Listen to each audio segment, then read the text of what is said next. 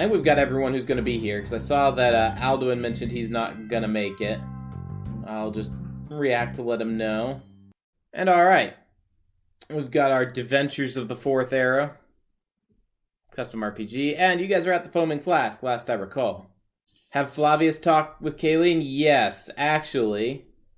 I had completely forgotten about that. Let me find... Was it this? Not if that's unavailable. I had the info for that pulled up. Let me go back and double check. If I still have it. I should. Because I had all that pulled up until the last session stuff. I think I save it under stream. It might have been an unofficial thing. Alright, we're just going to remember it as best I can. Because it does not appear that I saved it. Alright, so we're going to start with, well, Flask, inside of the Flask, basement, Flavius. Alright, so Flavius is going to be, we're going to start with him and Kayleen. So, what first thing he does is he returns the armor to you as he had it out for repair and looking over it with the blacksmith. He would like to convey that while he's certain that the enchantment can be restored over time, he's also certain that there's something not normal about it. He goes on to say that normal enchantments can be refilled with soul gems, and he, at his own cost, had some of the enchanters look over it, and they weren't able to find a way to put the soul energy back in. He's uncertain as to why, but given he holds up the diary, given the things that are mentioned in the diary, it appears she went through some harrowing experiences that may have in some way warped the armor. He hands the diary back. Made for some good reading, he nods, and there have always been people willing to lay down their lives for the Empire, and I appreciate that your ancestor was among some of the best. This armor will suit you well, and the armor is equivalent to ebony, and it is now repaired and ready to be worn. Pimley, while you're ordering pizza, don't forget the garlic knots. Always get the garlic knots. Just puts it on and wears it proudly. He assists you with donning it, as heavy armor is a decently complicated thing to wear. Straps in odd angles. Heavy armor was never meant to be donned by one person, and you could see signs of respect in how he is handling the armor. So that said, after a couple minutes of assisting with the donning, he turns back to the remainder of you in the party, including Kayleen, and he hands over what is the latest mission report. So, you guys had previously traced the magical text back to the Arcane University. You guys know that Kralius, one of the mages there, was acquiring texts through legal means via the merchant that you guys had investigated. We'll put that in air quotes, investigated. And illegally via the cult that you guys had interacted with on the first session. Where you guys had caught up to him, he had been seeking to clean up his trail via murder. Now it is known that the Arcane University is not going to act against one on their council without irrefutable evidence. As strong as your case is, it is not irrefutable and it is largely circumstantial. Flavius also notes that given the position of Kralius, it would also not trust the witnesses to give true statements under oath, given the intimidation that could be leveled against them. So, your mission for today is to reach out to Priscilla, the Master of Destruction who was passed up for the council position, and find a way to undermine Kralius. Do note that when you guys go to spend time at the university, Kralius will be expecting an explanation of what occurred. So with that said, what do you guys want to do? Before death, the guy burned everything? Yes. Needless to say, the vampires who may or may not be in league with him, intentionally or incidentally, appear to have been destroying their evidence as well. Jirta steps forward. Bosmer complexion kind of just shadowed down almost Dunmer-like in the darkness of the basement. Alright, let's get our story straight so that we can know what we're telling Cralius so that he doesn't suspect that we didn't take care of the merchant. Flavius kind of nods and says, that's a good plan. If he doesn't have any evidence to say the contrary, and if what you say is true about the Thieves Guild hiding him, it's likely he's not going to stroll into town and your ruse be discovered. We could even do a good bit of truth. The Kanara Khajiit pops up. Just tell him that the merchant had mercenaries, that we fought, and that the fight was over quickly. Flavius, you can see him kind of going over that in his head, and he's like, yeah, there'll be no reason to lie there, and with that, it's likely he will assume that what he intended with the mercenary being killed was completed. As of yet, he seems to have no reason not to trust you. Killed them out of bloodlust, and the mercenary set fire to his cart. Chimes in the Nord. Flavius just kind of looks you up and down. Sure, that seems believable. You've never shown yourself to be the most intelligent or restrained of individuals. Yeah, no, that is accurate. I was not able to get to the level up, so what I'm going to do is we're going to get 2 level ups after this session. By the time I realized I hadn't done them, it was 452. So we're good. I've balanced the encounter for your guys' current level, so we should be fine. So Flavius nods, says, sounds like you guys know what you're up to. I will go ahead and attend to my business elsewhere in the city. As usual, payment will be offered upon completion. Metals nods, looking at him, and, well then, off we go to see Priscilla. And off you guys go into the city. You wander back over to the Arcane University, at which the guards, having seen you before and knowing that you were working for, what's his official title? He would be Master of the Council, Cralius. You guys are, knowing that you're working for Master of the Council Cralius, you're permitted entry. You wander into the study, and upon entry, you guys begin to head over to the stairs where you had seen Priscilla's office before. But Cralius is in the office at the time of your arrival, and upon seeing you, he sets down a manuscript. Ah, my loyal companions, he chuckles. Well, loyal so long as I pay you. And he hands out a token's worth of coin to everyone. I take it the mission is completed. If enemies are balanced for this encounter, can we take on this guy? No. The combat for the session is balanced. He is not. Yes, Callius, the mission was successful. Well, at least partly successful. I had hoped we were going to be able to question him or bring him in. And the Khajiit speaks up. Yes, Cralius, this one found the merchant and his mercenaries. The fight was over quickly. He kind of nods. Ah, so it went that way then. He shakes his head and couldn't be helped, I guess. And his cart, were you guys able to recover any of his belongings? Victor speaks up. Before I could smash his head in, he had some breath left and set it on fire. The scrolls and other books being dry paper, it grew out of control quickly. Cralius nods again, seeming to be content of himself. He doesn't appear to be thinking through your guys' story, as he's not forcing you guys to roll a speech check. He is believing what is being said. And as he kind of nods, thinking if there's anything he's got left to do, you guys hear a voice from the side. Ah! Mercenaries. Well, Cralius, if you're done with them, Whoa, that went through 2 slides. Do you mind if I had some time with them? I appear to have lost some things and could use their work while they're here. Assuming they work for coin, that is. Cralius just kind of looks at her, looks at you guys, and just kind of shrugs and says, I'm finished. And walks off, picks up the text he had been looking at before. Very well then.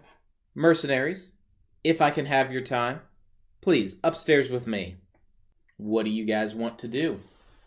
The first one to speak up Is Kanara? Coin, you say? This one will follow. Ah, yes, the high elf becomes more mighty on the stairs. Without a word, the rest of the party just follows Kanara like a bunch of kittens following the mother cat.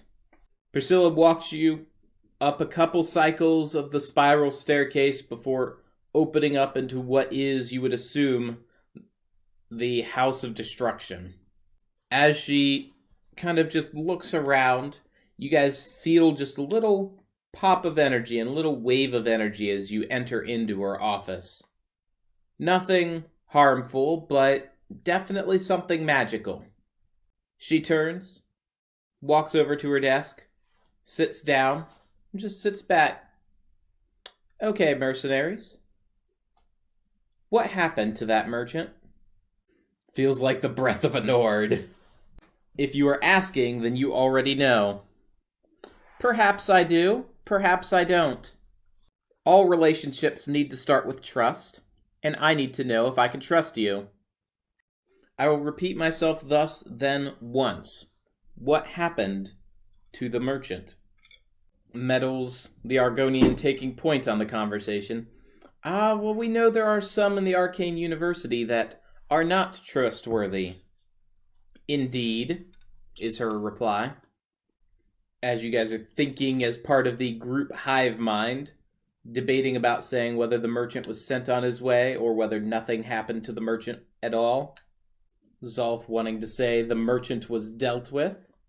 I'm waiting until I get something signaling it is the official answer of the party. I don't want to assume your guys' discussion is what's said.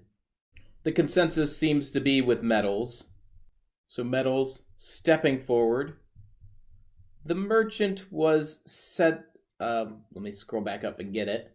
The merchant was sent on his way.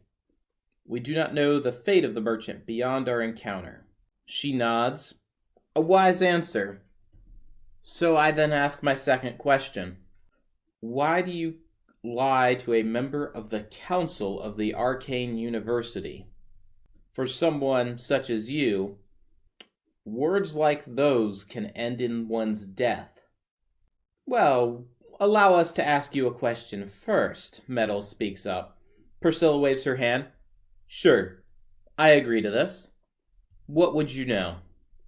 Well then, Metal speaks up. What is your interest in our dealings with this merchant? She kind of looks back and replies, well, see, that is my second question.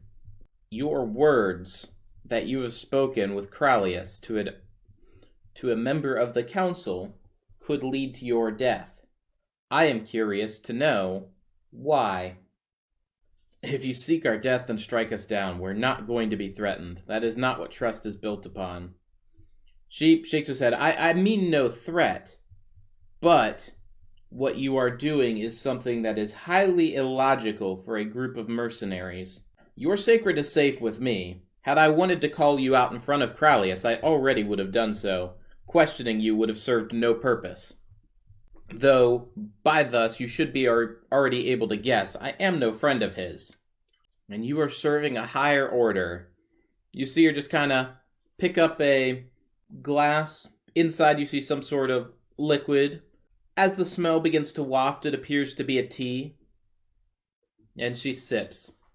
There are few guilds or organizations that would dare cross paths with the Arcane University, let alone attempt to meddle in the affairs. But usually those who meddle in the affairs seek to gain the favor of one who has gained such a prominent position, whereas you seek to be undermining him. There is but one question of who you work for. You work for Titus Mead. Now, how directly you know you work for him, that is up for debate. You don't strike me as Blades. There's very few, looks Zolth dead in the eyes, Altmer within the organization. Likewise, you could also be poorly paid and just working for some local noble who thinks that the university needs to be brought down, yet you show more subtlety than that. It's not my concern, though. I don't care to know who you work for. Your secrets may remain your own. So, allow me to answer your next question. Though, if you will permit me, I will ask your next question and provide the answer. What is it that I want? What I want is justice. Crolius has thought ever since he was an apprentice, to undermine the rules of law here within the guild. He is seeking something greater that I fear may be against all that the Empire offers to its citizens. And that is peace, security, and a solid hand against those who would oppose such values. Now, what I get to benefit is rank within the guild. Yes, I would like to profit myself, but that is all I am seeking. At which point, Metals kind of looks and, yes, let this Argonian speak openly. We do work for Titus Mead. In one way or another, we both have this common threat. So we need to set aside any differences and work together in this effort. Will you work with us, or shall you betray us? You just get a little bit of a chuckle. Such dramatics for a province which is an open rebellion. But yes, I will assist you. You have my full support. However, what you must know is that I cannot move openly against anyone in the guild. I cannot assist you in any way in taking down Crolius. What I can provide you with is information and a spot to get started. It is my belief that Crolius has been in league with the vampires and is seeking something for a local vampire coven. I do not know exactly what it is he is seeking, but I believe his development of this new detect life in no way is his goal, nor in any way was what he was seeking to achieve. What I know of is that there is a vampire coven in an Aliad ruin not far here from the city. It is a coven that Crolius does not know has been unmasked. If there is information you are seeking, it is likely that we will be able to get that information there. Katya just kind of opens the door and slightly shuts it. No one in the party appears to recognize, though Priscilla nods at the incoming Khajiit. Now, what I can also do, in addition to the info, is provide you with resources. We are all working against a common enemy, so she gives you all a half wink as she says, no need to pursue justice without getting rich. So I present to you payment for anything that you will do for me. So, do you guys agree? If it means fighting and good pay, I'm in. She nods, ever the mercenary. Jirta, I see no reason to disagree. I agree up to the point of betrayal against our benefactor. She kind of nods and, I understand. Is there anything else, DM chat, is there anything else you guys want to do in the Arcane University before you head out? Pretends to check a book. This one does not appear to have anything scheduled. Ask for a healing potion. She says, well, unfortunately, I do not have the resources required to create such potions, nor am I an alchemist. I have focused heavily on destruction, and that is sadly where the extent of my skills lay. Ask for a staff for each party member. You are mercenaries. Should I start handing out gear and equipment to you, you will begin to look like a private army. Crolius must not suggest that in any way I am aiding you or you are aiding me. What we have is a simple mercenary contract. No more, no less. Understood, but I tried. She nods.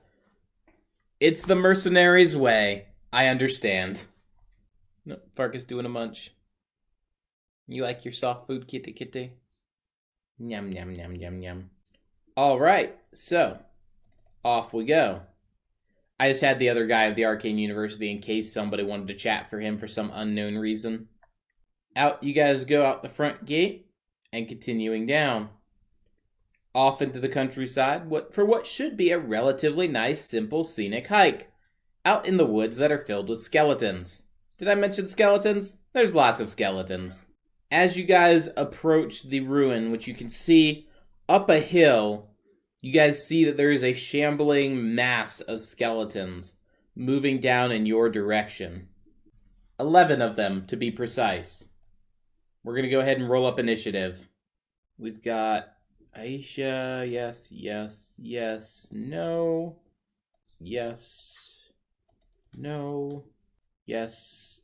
Jamin is not here at the moment. Hi, sneaky, sneaky, yes. If you want to be sneaking, you are hidden. You'll roll a sneak check, but we'll do that on your turn. All right, there's our initiative. We don't need all of those over there. We just need one of them, because I need the others over with me. Actually, I meant to do one thing with the sheet, so we're going to rename this so that I don't have to add the enemies in manually. We're going to re-roll initiative, but we're going to give the enemies an initiative on the character sheet. There we go. So if we go over to lanes, first on our initiative is Metals, then Zolf, Kanara, Victor, 11 Skeletons, Jirta, Kayleen, and Katya. Which the 11 skeletons are up here. We don't need a full screen for the battle map. Alrighty.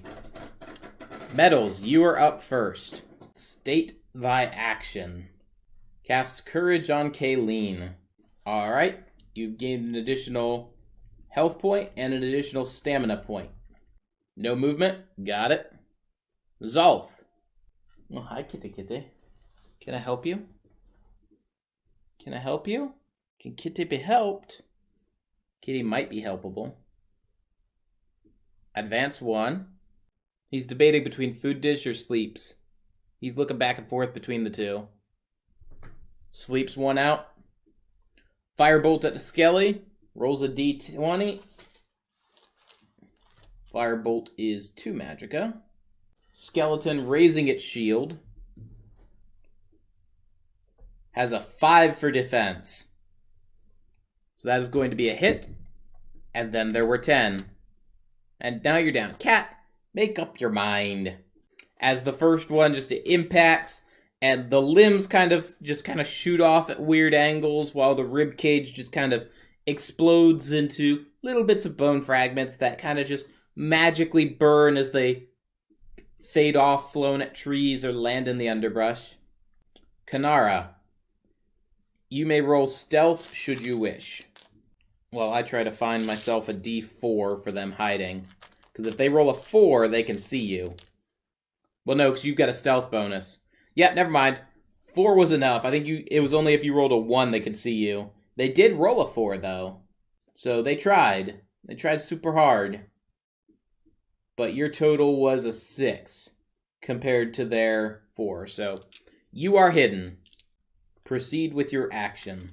So you're going to straight attack roll, so you can either use a point of stamina to roll a d20, or you can just roll a d10, which does not use a point in stamina.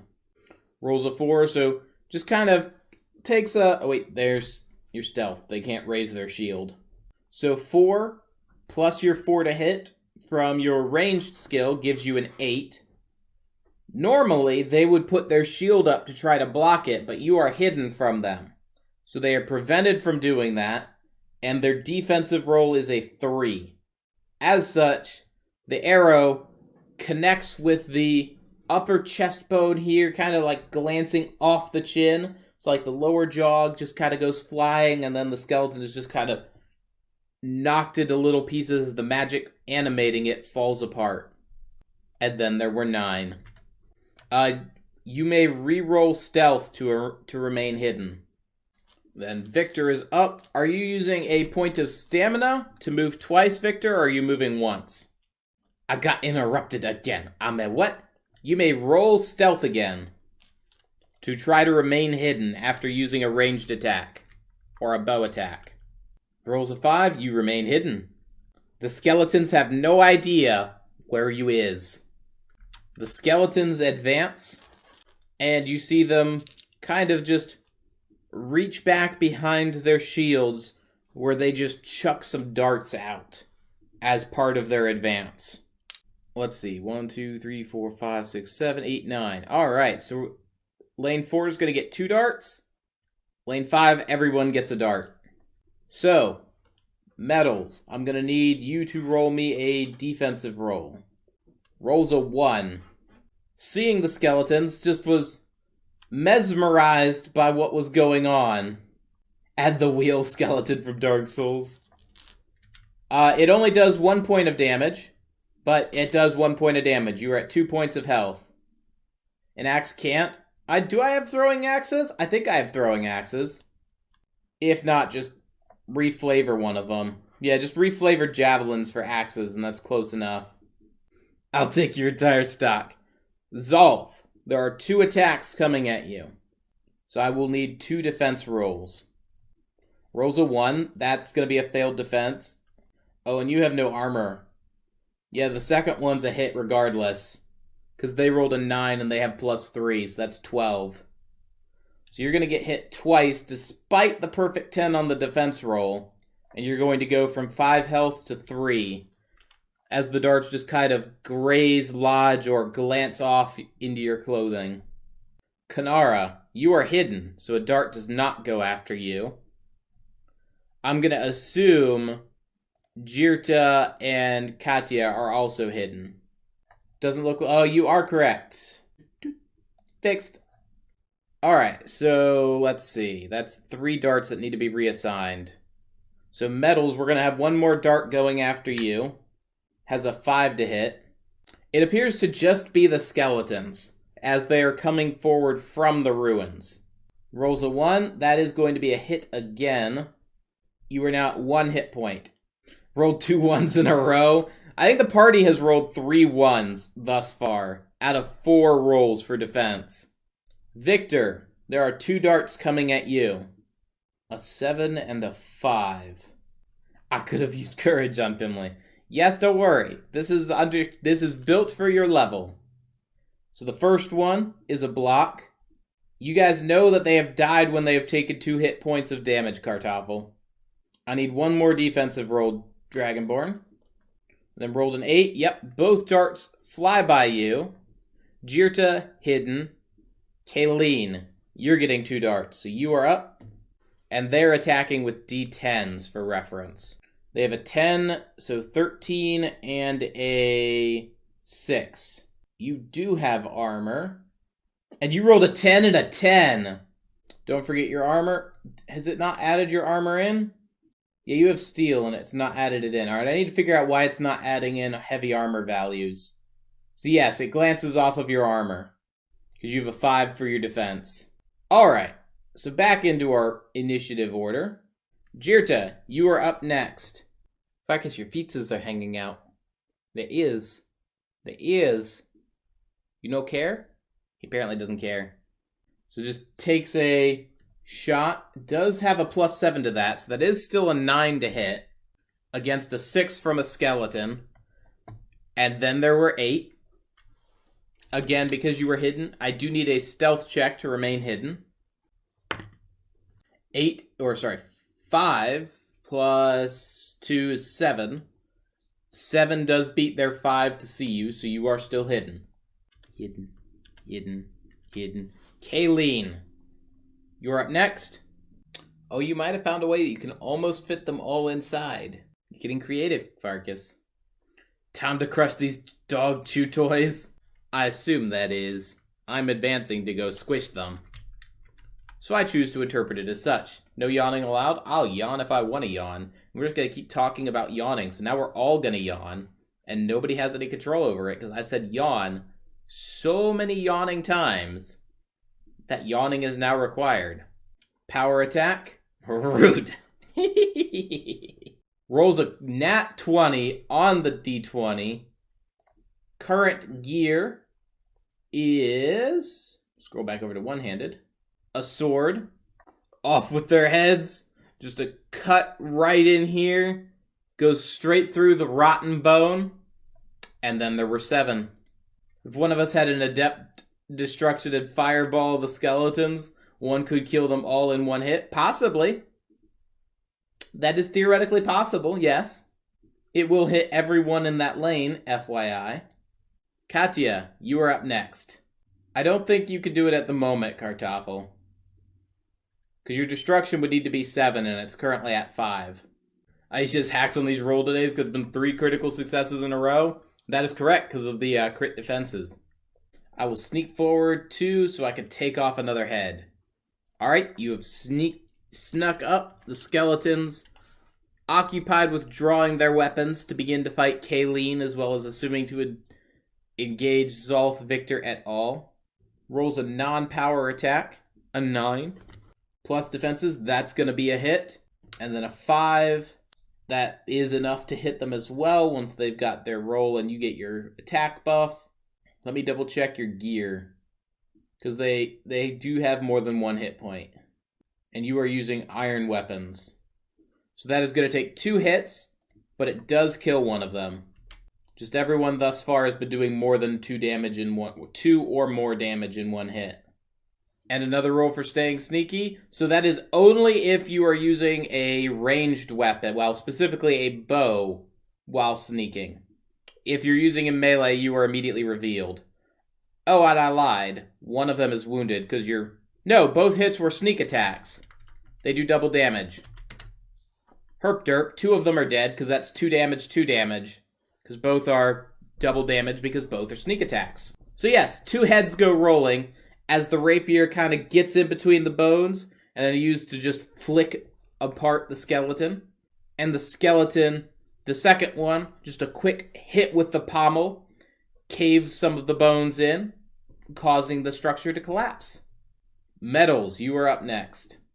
May I use one hand to cast Courage on myself and the other hand to cast Raise Zombie on a skeleton. So you can only cast 1 spell at a time. Dual casting is the only way of multicasting spells. The way spell casting functions is you just need to have a hand available to cast that spell. Need to upgrade my weapons? Well, now you have killed creatures, which means that you will be getting extra money from your Dark Brotherhood allegiance. Instead of 1 token for the day, you'll be collecting 2. So, you can't use 2 hands. So the way dual casting works, let's go over to magic, is if a spell can be dual cast, then you double the damage of a dual cast spell. I don't think support spells have dual cast options. And if they do, they would just double it. So yeah, Courage can be dual cast, because it says dual cast able, so it would fortify 2 health, 2 stamina at the cost of 2 magicka. But you can't cast on 2 targets.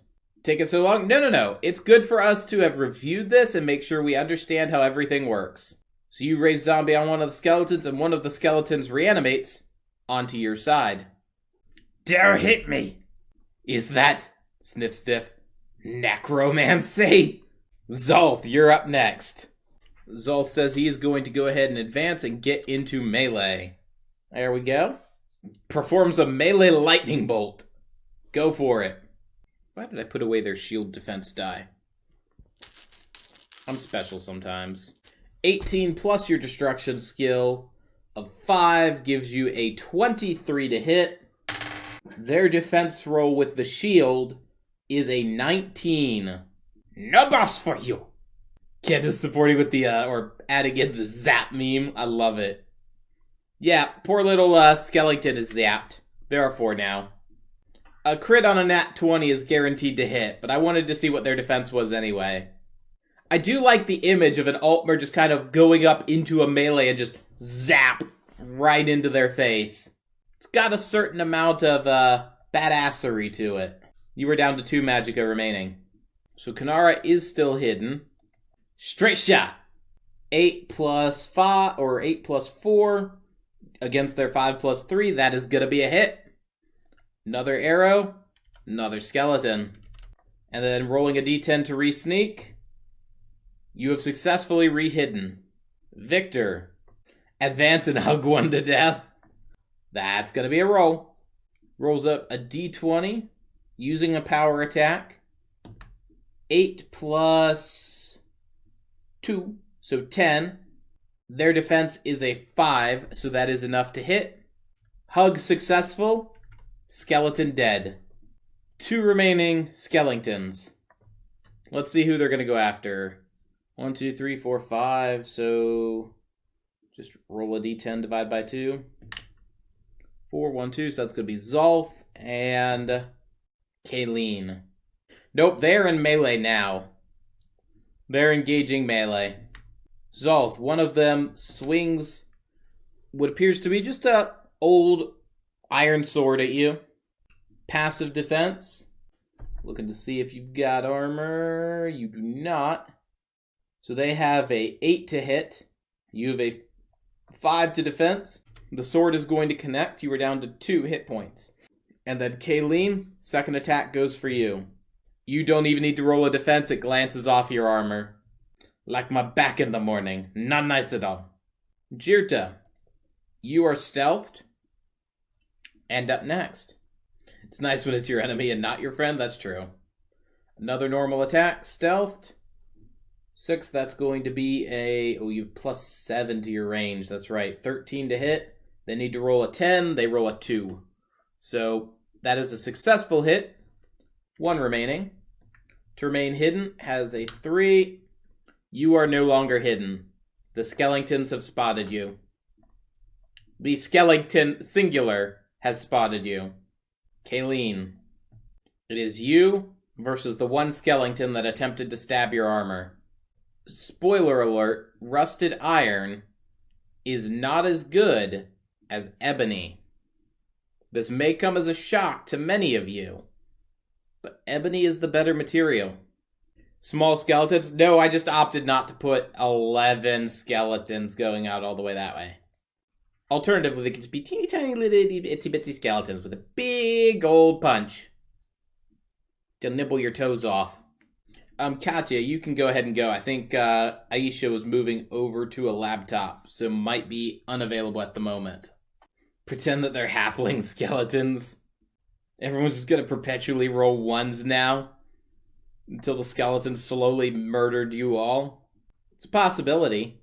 Statistically unlikely, but a possibility. Metals, if you want to go ahead and roll up your skeleton's attack, which if I go back over to magic, I'm double checking what the basic raid zombie gets for an attack. A d8. So you are welcome to roll a d8 attack for free using the skeleton to stab his buddy. Rolls a 7. Defense is a 6. Skeleton buddy murders skeleton buddy. And the encounter would be cleared. However, from up the hill in the ruin, at the death of the skeletons, some vampire heads poke up. They seem less than pleased that their first attack did not finish you off, and have opted to finish you off themselves. They occupy the same spot in the initiative order, for simplicity's sake. Try being immortal at brunch. I knew it was too easy. Saving stamina paid off. Yes, it did. Metals, you're up next. Now, Kartoffel, I don't think you'd have the magicka to cast at this point. I dual cast Courage on myself. It's a good call. Let me switch back over to the character sheet. So that costs 2 magicka. And you put yourself back up to 3 health. And you are at 4 stamina. We will use your body as a good shield. Your skeleton already went. Zolf. We knew it was a vampire camp. Wussy skeletons couldn't have been all that was there. It's true. Firebolt, I guess. Alright. The one that you're firing at goes ahead and puts up a ward. Ironically, they rolled a nat 1 for their defense. So even though you went to get it, they went ward, but instead of putting the spell up properly, they failed in the incantations. The ward never properly raised, and the firebolt just smacks right into one. I am just going to, down here, over here, Vamp 1, Vamp 2, Vamp 3, Vamp 4, Vamp 5. They do have a vulnerability to fire, and let me double check how much damage Firebolt does, including the burn damage.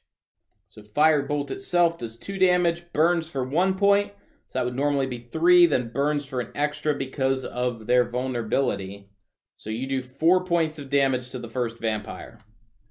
Let me pull up my DMG just to see. I don't remember how much health it has.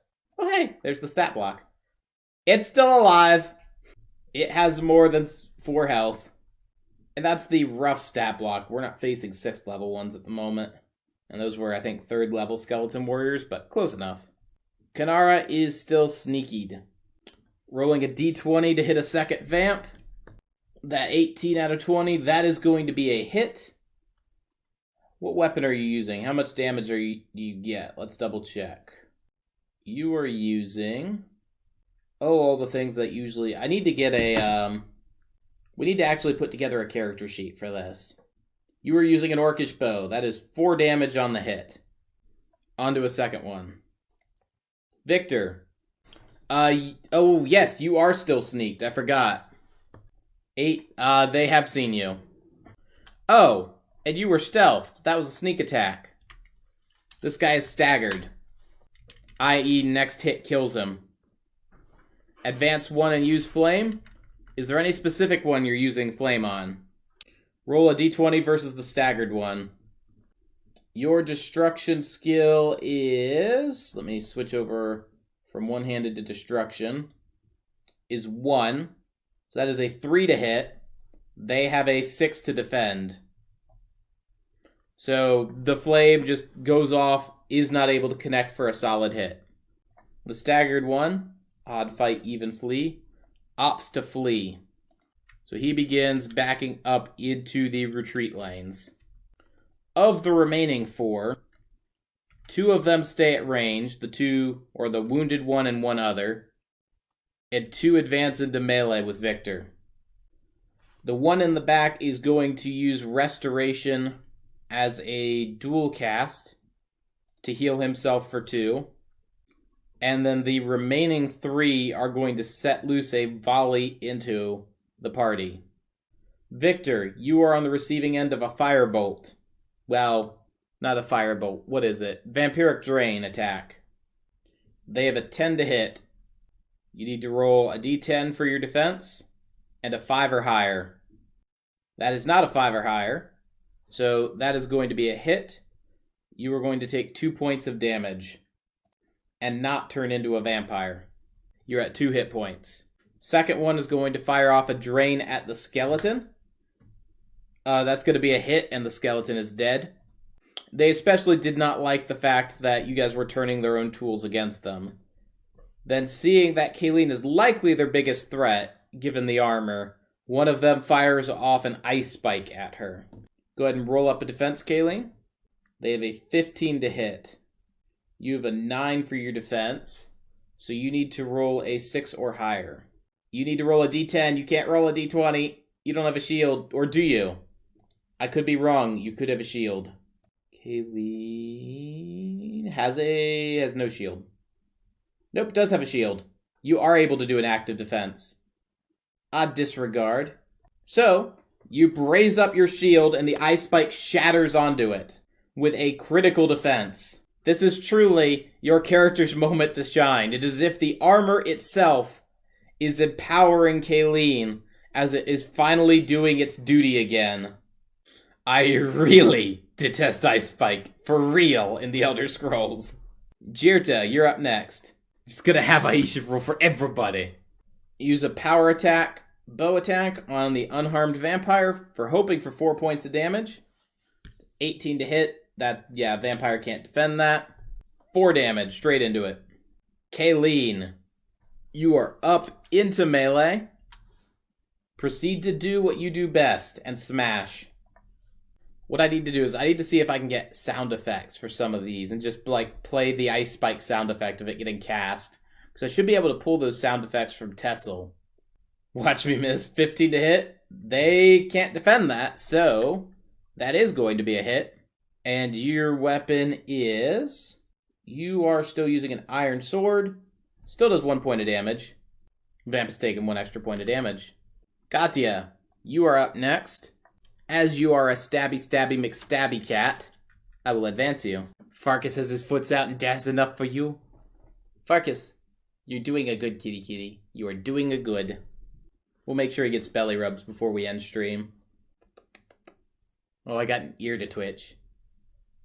We will wait for Kim to get back. In the meantime, let's go over to medals. Stamina move and cast a spell? Absolutely. So that'd be 1, 2, 3. That would put you up into melee. Are you sure you want to advance into melee? But you could also be trying to hit the retreating one. Alright, move forward 2 and casting courage on Zolf. Got it. Yeah, only if you're wearing heavy armor is your movement limited to 1. I will sneak up behind the vamp that is pestering the Nord and backstab them.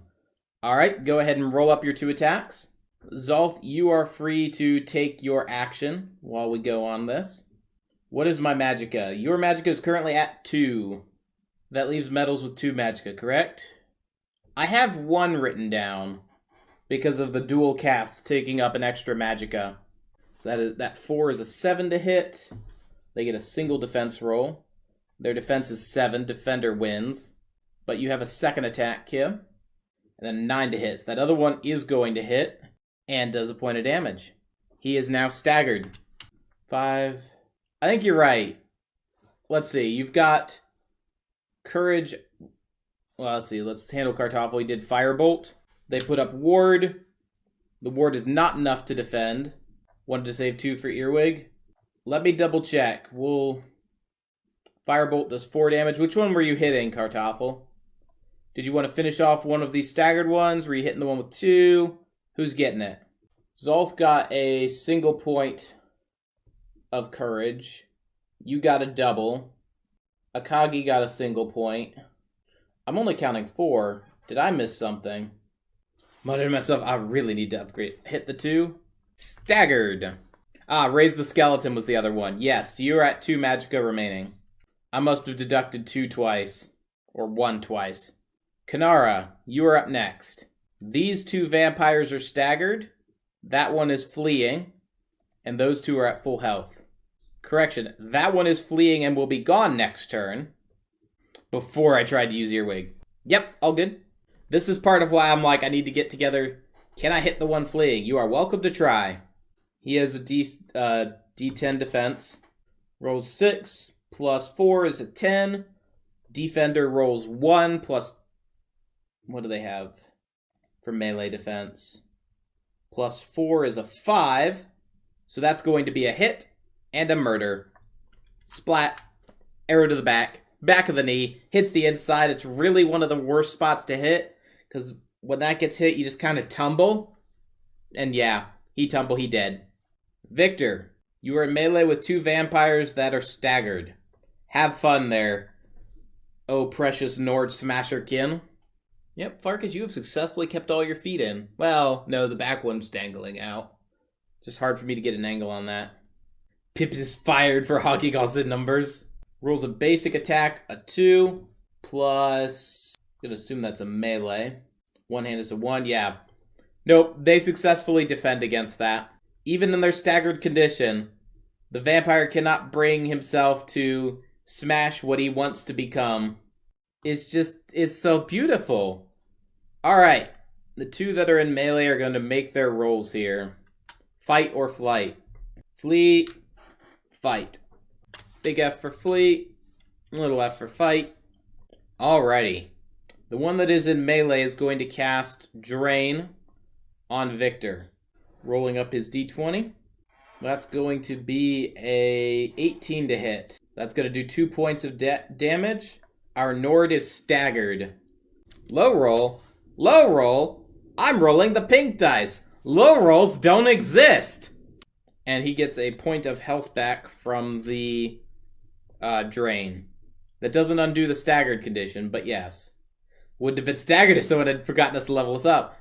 Oh, the other 2 target Dragonborn, and he's dead. I kid. Alright. Let's see. Who are the other ones going for?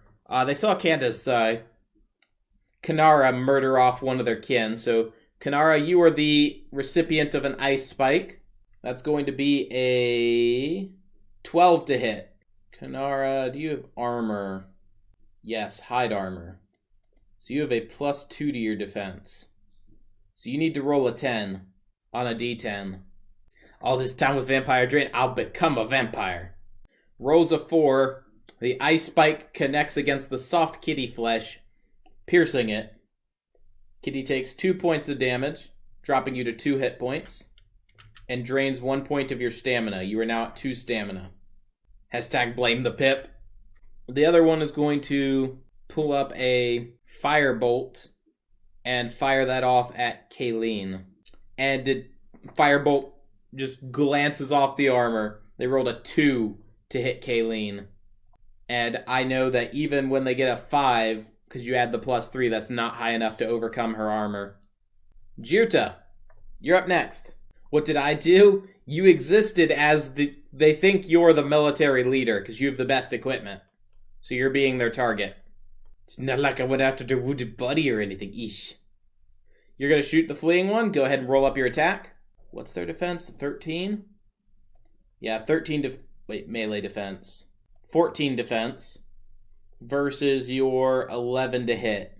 Not quite enough. The arrow goes wide. This one's being a little smarter, and he's like ducking and weaving as he's like running around these columns. Kayleen, you're up next. You are in melee, but you may move out of melee because there's only one. Only one of you needs to stay in lane 2. Kill her, she has shiny armor. Basically. That's basically it. Now I'm yes, die hacks. You stole the good rolls, and now I'm a Kajitsikal. Farkas, you're looking longingly at the ground. Such a silly kitty. There is nothing good on the ground, kitty. I don't even know what your brother is. Is he up on top of the desk? Yeah, he's up on top of the desk. Yeah, you're getting down. You were looking at the food. Aisha, you are up. Feel free to take your action. Kim, I will also take actions from you if you know what you want to be doing. How many are alive? So this one's fleeing. These 2 are unhurt. The one you're in melee with was staggered, but has begun to heal and drain up. Right here on the screen, you can see the various statuses. Rolls a d20 to squish the one you're in melee with. 18 plus whatever is more than enough to attack their d10. Splat. Then Katya goes up to engage these 2. A 6 plus 3, so a 9 and a 12. Versus a 13 defense. They defend against both. They rolled a perfect 10 on their defense. Metals, you're up next. To vampire hacks! Vampires have only the highest level of hacks available to mankind. Advance 1 and power poke with a spear. 2 plus, what's your one-handed? 0. That is going to be a tie, as they have a 5 defense and you have a 5 attack. And ties go to defenders, so that's going to be a miss. Vampires have a long history of not liking pointy sticks. It's just the way things are. Zolth, you're up next. Burn them with flames? You need to advance 1 if you're going to use flames, but yes. And because you are out of magicka, you will functionally what you're doing is a spurting attack, which means you need to roll a d10. Because basically, like, you're out of magicka and you're just spurting flames out. Sadly, a 1 is not enough for you to hit. You still get your destruction bonus, which is 5, but their defense is 7. Kanara, your arrows are basically all that is left. The party has failed. Well, the party has continued to roll 1s. We have 1 fleeing vampire and 2 who are in melee. The fleeing vampire does not escape this turn, but will get to the edge of escaping. Roll a 20 on the 1 fleeing. Yeah, he's dead. I want to see how hard he tried to dodge that one. Okay, he rolled a 19 on his defense die. So he rolled a 22 to defend. Wait, he can't roll a d20 for his defense. I lied. He didn't do that. He rolled an 8. But the first number felt better. Splat. Victor. No escape. So your archers have basically set everything else up. Attack and move attacking one of the vampires with a d20. It's going to be a... Let me switch over to your one-handed skill, because it's currently set to destruction. That is an 11 to hit versus a 12 for defense. The vampire steps out of the way, and your attack misses. Sigh. You just can't bring yourself to hurt one of your own kind. It's just the way it is. The Khajiit Sickle is going to be getting another ice spike thrown your direction. So they're going to roll up a d20 to hit. Yep, you will be defending with a d10. And then you get +2 to that roll. They have a 14 to hit. That is going to be a hit. You are dropped to 0 health. And your stamina is drained for 1 more. You are staggered. Oh, Dragonborn decided to fight from his staggered condition. The other one, who else has hit people? Most of you missed. I'm trying to think. Who finished off the other one? Kayleen did. So they've got to attack Kayleen. Okay. Kayleen is being attacked with another firebolt. Fired off into the chest. Go ahead and roll up your defense. Who is attacking me? One of the vampires is throwing a firebolt at you. Use a point of stamina. Raises up the shield. 19 out of 20. Yep, nope. Glances off. Like I said, stop attacking me. They have drained your stamina, though, because you are using stamina as a defense. So they're getting what they want-ish. Jirta, you're up next. And I'll take actions from Kayleen. And actually, since I know Kim is on a delay, we will take actions from Kim and Katya as well. Let us see them stop this. That is a 15 to hit. And they had a 12 defense. They tried to get out of the way. The arrow was too accurately shot, though. 4 points of damage. As in me needing to swing, yes. So you would be advancing 1 and performing an attack. You have 1 point of stamina remaining. Rolls a d10, a basic attack versus a basic defense. The basic defense trumps it. Alright, and that's going to have Kim up. Glad I saved that point of stamina. You would have been rolling a bigger die, but yes, I see what you mean. And we will take actions from medals. Kitty, where you go? Are you sleeping on floor? Yeah, I can see you. You're sleeping on floor. I'ma try to behead one. First roll, 10 out of 10. So they have a 10 defense, but that is enough to hit. And second roll is a 3 out of 10. That's going to be a miss. So that is going to put a point of a wound on it. Dual cast Courage on Bloodfallen.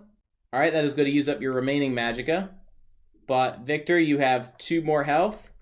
And 2 more stamina. Zolth, you're up next. Argonian just in the back going, come on, Nord. See, now that's what I'm talking about. Buff to tank more. Easy. Advance it, I'm a touch one. And touch is, I'm just assuming, just a spell? Flame touch, yep, that's what I thought. Using flames at point blank range. 5 plus your destruction is 10 versus 9 defense. That's going to go ahead and be a hit, as flames is not enough for burning damage. I guess it wouldn't really matter because you're staggering him anyway. He just had 1 point of health. So one of them is staggered now. Kanara, you are staggered. Are you going to fight or are you going to flee? What is the action that the kitty wishes to take?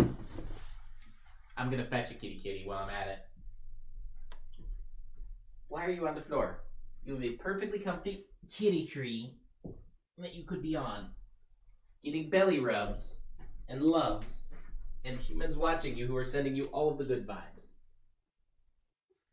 Here, I'll get you some stink snacks. Here. They're right there. Don't look at me like that. Do I have stamina left? No, you do not. So you'll be rolling a d10 should you choose to fight. You're just gonna eat the treats and get down. Wow. That was Bribe Cat, and you didn't do anything.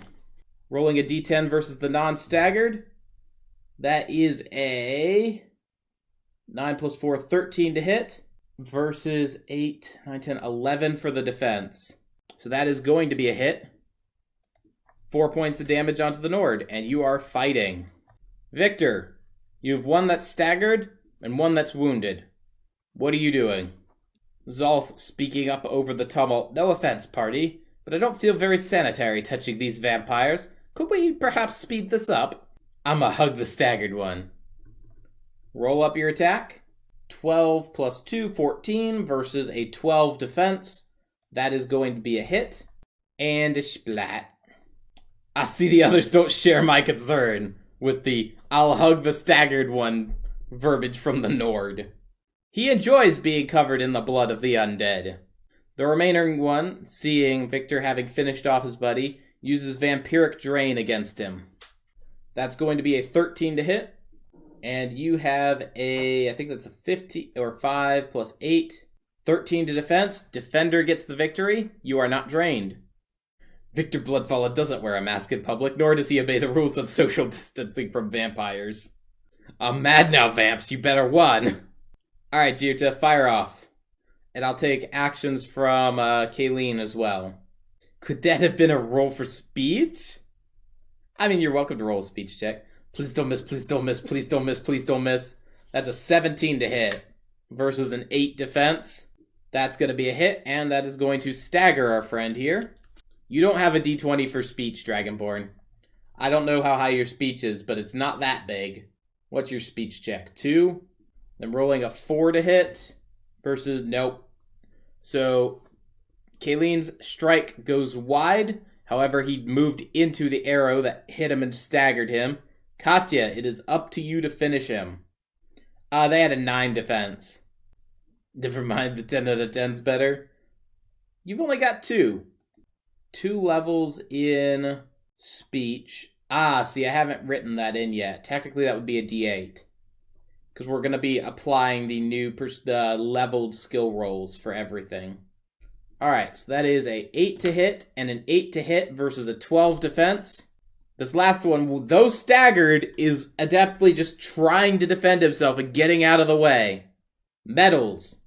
Going over to you. There we go. That's a number I like seeing Dragonborn roll. A 1. He tries to intimidate the puny vampire. Puny vampire doesn't listen. We just add those up and say it was a 10? Sadly, no. So that is a 12 to hit versus a 12 defense. 9 plus 3. Power poke insufficient. Zolf, you implied that everyone should hurry up because you didn't like touching vampires. Now everyone is looking at you. Go on, touch the vampire. A 4 plus 5 is 9 versus a 4 defense. Vampire is toasted. As you raise your chin up just a little bit and look around at the others, knowing that you are the superior creature on the field of battle. That is the end of that encounter. As that is the end of the encounter, all health, all stamina, and all magicka is regenerated. So, with that done, the vampires have fallen. Pimley, since you are noting the amount of whatchamacallit stuff you have, ingredients, you guys are able to collect an additional 6 ingredients.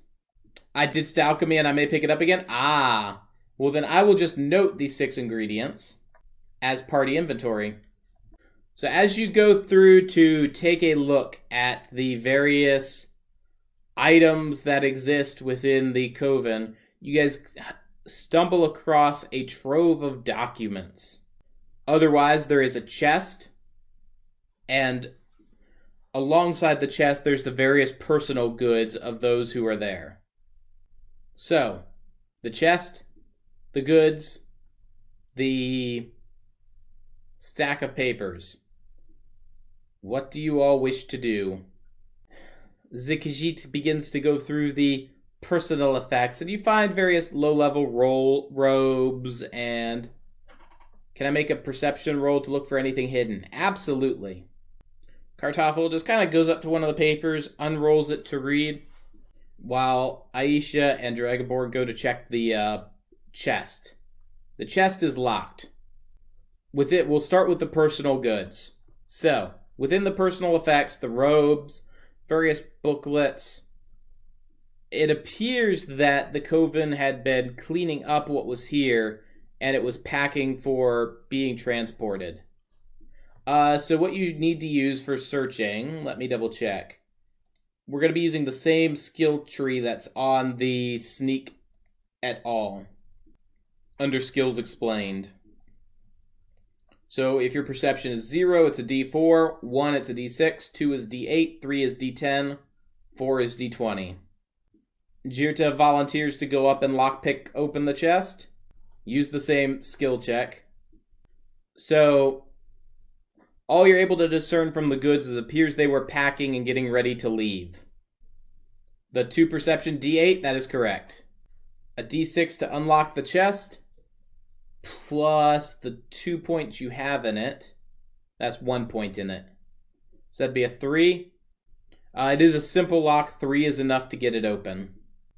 The other Katya is sitting there giving you pointers the entire time. No, you do not hold the pick like that. You need to, with this kind of lock, and she's able to explain to you how it could have been done easier, giving you insight into the role. Next, we'll handle the papers.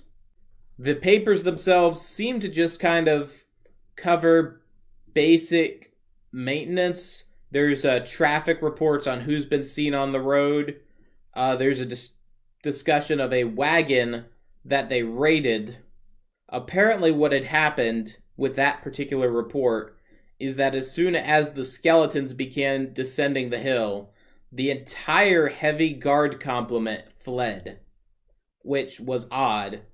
The entire caravan also appeared to be transporting a single necklace that, when you guys get to the chest, is contained within. Maintenance of what? Just their ruin, so food supplies going in and out, repairs that they would be doing to robes, skeletons, whether they have corpses or not, that sort of thing. The chest itself has a relative dearth of items. You expect to see a whole bunch of things, but you open it up and it's just a very fancy pillow with a necklace sitting in the middle. This chest is apparently the one that they took from the caravan. Do I notice anything of interest about the necklace? It's got a little bit of faint magical radiation from it, so you're certain that it is magical, but you're unable to determine what its effect is. Can I get that pillow? You absolutely can. Fancy pillow. Say, Nord, you should try this on. To which Victor says, alright, give it.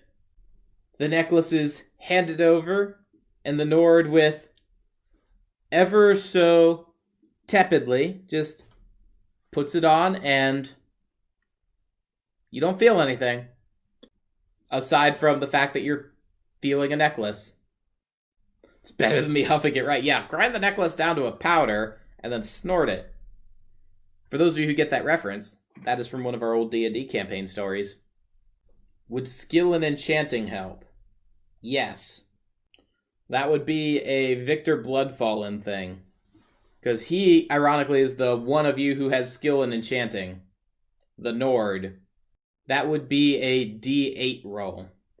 You're going to need... It's a 10 necklace to identify what it is. So you would need a perfect 8 roll. You rolls a 7. Aww. Okay, so I'll give you partial credit. So what you're able to determine is that the necklace does have no active effects.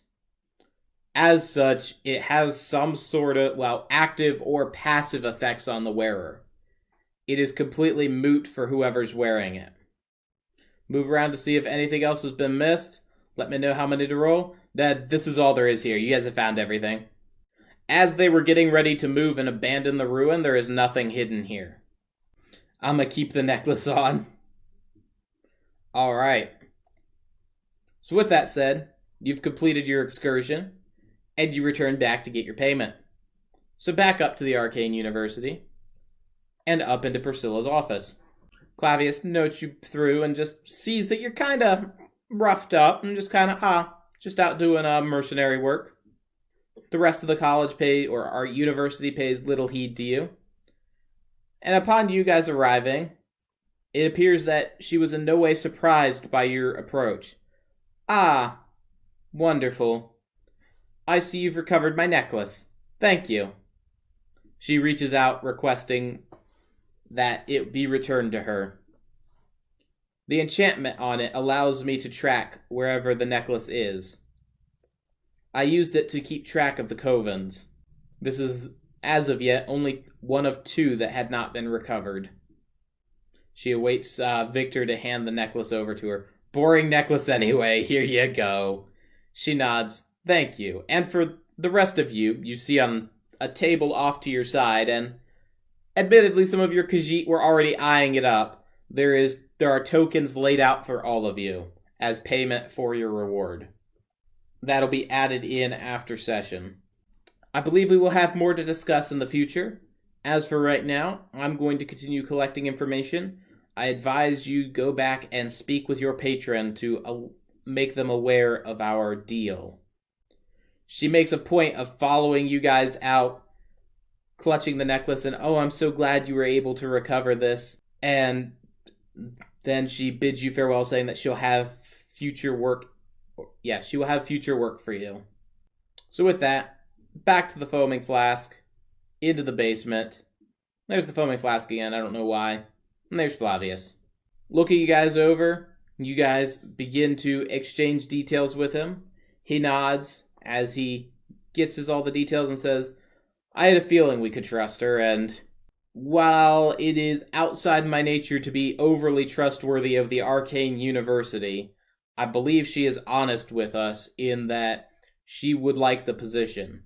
Once she gets it, well, that's another story, but as far as I'm concerned, there's no real issue because once that's taken care of, Crowlius is out of the picture.